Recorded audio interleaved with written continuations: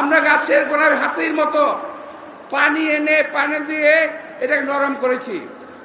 2 দিনেই হাসিনার পতন হয়ে যায় নাই।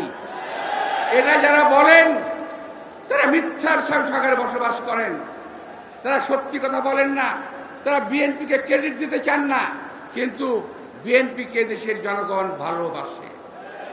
এই দেশের জনগণ শহীদ রাষ্ট্রপতি জিয়া রহমান, যিনি নিজেকে একজন শ্রমিক পরিচয় দিতে ভালোবাসতেন, দেশনেত্রী বেগম খালেদা জিয়া, যিনি একজন শ্রমিকের সহধর্মিণী হিসেবে পরিচয় দিতে ভালোবাসতেন, আমাদের নেতা তারেক রহমান বলেছেন, উন্নয়নের কারিগর শ্রমজীবী মানুষের ভাগ্য উন্নয়ন আমার লক্ষ্য।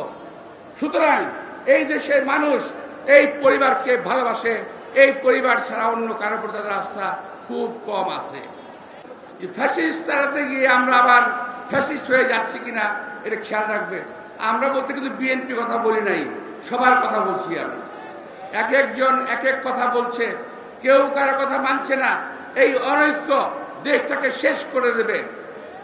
এরই মধ্যে আপনি খেয়াল করে দেখবেন, আওয়ামী ফ্যাসিস্ট সরকার ভারতের সঙ্গে মাঝে মাঝে চুক্তি করে আসতো, সেই চুক্তিগুলো আমাদেরকে বলতো না। এখন সকালবেলা বলেন উপদেষ্টা সাহেব একটা চুক্তি হয়েছে, কোথায়?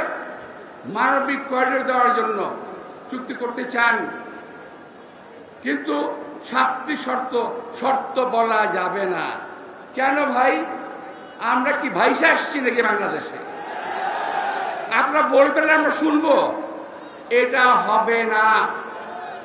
বাংলাদেশে এক সময় রক্ত গঙ্গা বইবে এমন করা অবস্থা আপনারা তৈরি করবেন, এটা বাংলাদেশের লোক সহ্য করবে না।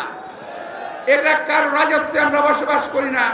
আগেও বলেছি, আজকেও বলছি, এটা জনগণের কথার বাইরে কিছুই হবে না।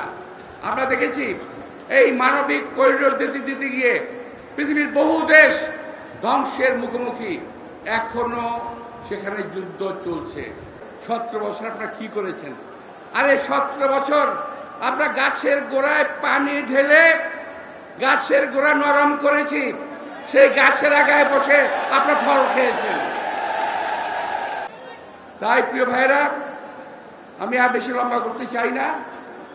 আমি শুধু একটি কথা বলবো, ক্রেডিট নিতে যাবেন না। একা একা ক্রেডিট নিতে গিয়ে দেশটাকে ধ্বংস করবেন না। আমরা চাই সামনে বিএনপি, সামনে কিন্তু দলের না, শুধু দেশের দুর্দিন কিন্তু খুব মারাত্মকভাবে গিয়ে আসছে। আমরা ফ্যাসিস্টদের বিরুদ্ধে কথা বলতে বলতে নিজেরাই ফ্যাসিস্ট হয়ে যাচ্ছে কিনা একটু খেয়াল রাখা দরকার। আমি যা বলেছি আমি আবারও বলছি,